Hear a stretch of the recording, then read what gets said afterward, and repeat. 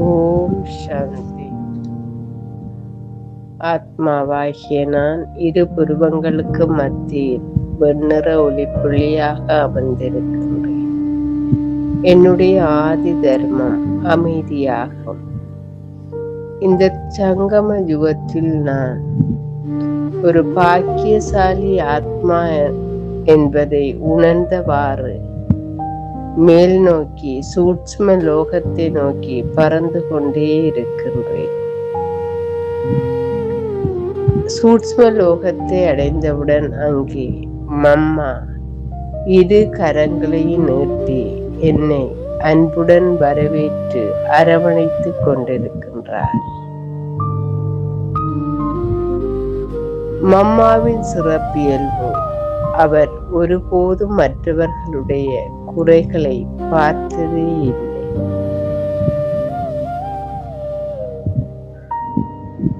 அவர் ஆத்மாக்களின் சிறப்பியல்பை மட்டுமே பார்த்ததால் அவருக்கு ஆத்மாக்களின் குறைபாடுகள் எதுவுமே தெரிவதில்லை. இப்போது நான் ஆத்மாக்களின் சிறப்பியல்பை பார்க்கும் அனுபவத்தை அனுபவம் செய்து கொண்டே இருக்கின்றேன்.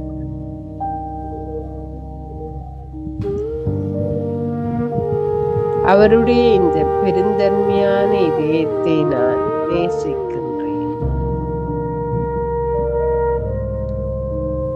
மம்மா என்னை அரவணைத்து கூறுகின்றார், நீ ஓர் தேவதை.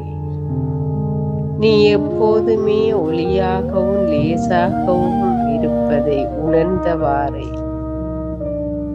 உன்னுடைய காரியங்களை ஆற்றிக் கொண்டிரு.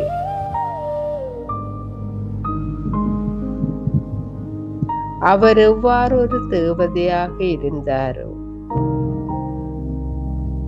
அதே போன்று என்னையும் ஒரு தேவதையாக மாற்றிக் கொண்டிருக்கின்றார். இந்த அனுபவத்தை நான் இப்போது அனுபவம் செய்து கொண்டே இருக்கின்றேன். நான் ஒரு தேவதையாக மம்மாவின் அருகில் அமர்ந்திருக்கின்றேன். அவர் எப்போதுமே பணிவு என்கின்ற கிரீடத்தை தன் தலையில் அணிந்தவாறே எப்போதுமே செயற்பட்டு கொண்டிருந்தார். அவருக்கு அகங்காரம் என்றால் என்னவென்றே தெரியவில்லை. எல்லோரும் அவரை கைகூப்பி வணங்கும் அளவிற்கு பணிவு என்னும் கிரீடத்தை தன் மீது அணிந்தவாறே எப்போதும் செயற்பட்டார்.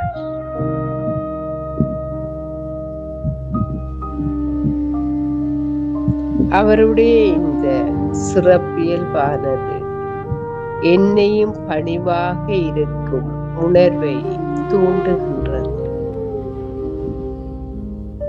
நான் இப்போது ஓர் பணிவான ஆத்மாவாகும்.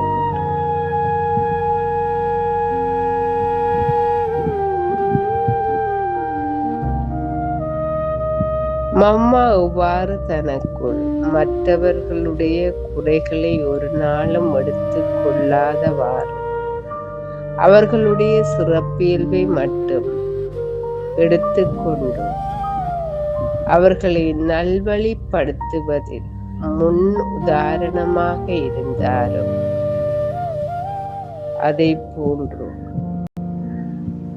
சிறிதளவு கூட அகங்காரம் என்கின்ற சுவடு கூட இல்லாமல் இருப்பதை நான் அவரிடமிருந்து அனுபவம் செய்து கொண்டே இருக்கின்றேன்.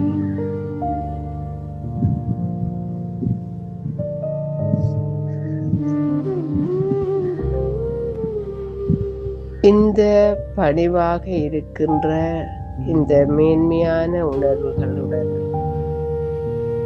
மற்றவர்களுடைய சிறப்பியல்பை பார்க்கின்ற சிறப்பான குணத்தையும் எனக்குள் அனுபவம் செய்தவாறு நான் என்னுடைய அன்றாட காரியங்களை ஆற்றிக் கொண்டிருக்கின்றேன். ஓம் சாந்தி.